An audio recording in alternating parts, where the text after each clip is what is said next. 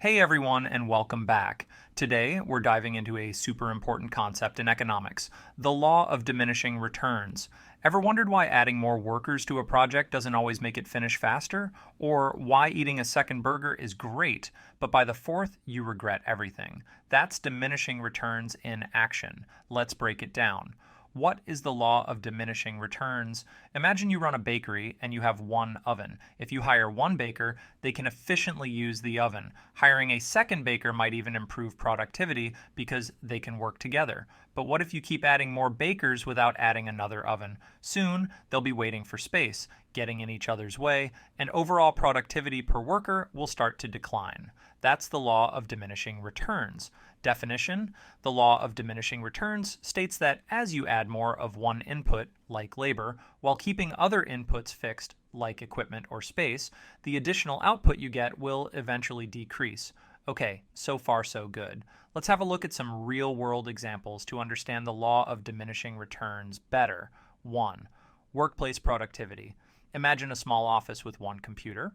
One person works efficiently, two might collaborate well, but five people fighting over the same computer? Chaos. 2. Agriculture. A farmer adding more fertilizer to a field will see increased crop yields at first, but after a certain point, too much fertilizer won't help and might even harm the soil. 3. Fast food experience. The first bite of your favorite burger? Amazing. The second? Still good. But by the fourth or fifth, it's just not that enjoyable anymore. Next, let us have a look at the three stages of production to understand the law of diminishing returns from a graphical perspective. Starting with increasing returns. In the beginning, adding more input leads to a proportionally greater increase in output. After then, we will experience diminishing returns.